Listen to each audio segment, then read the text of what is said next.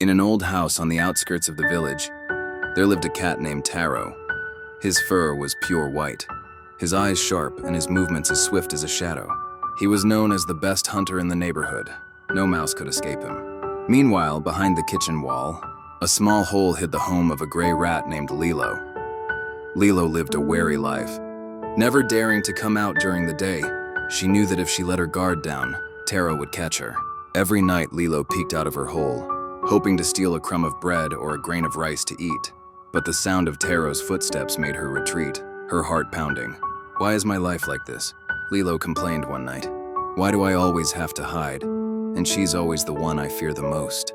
However, deep inside, Taro harbored anxiety. "Every day I have to hunt. Every night I have to lurk to keep the house safe from mice." The house was getting quieter, and the people who lived there were getting older and rarely cooked.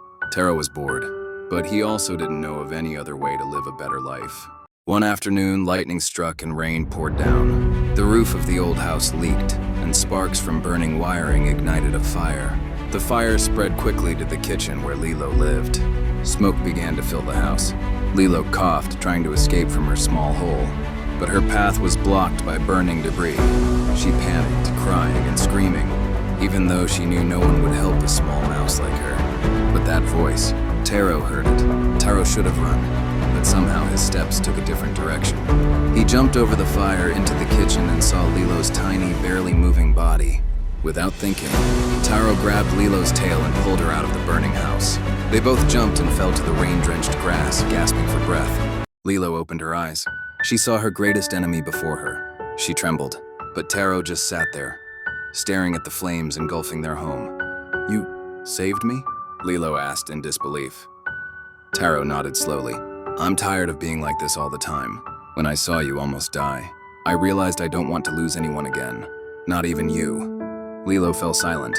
Her heart felt strange. She was torn between whether to run or to hug the cat.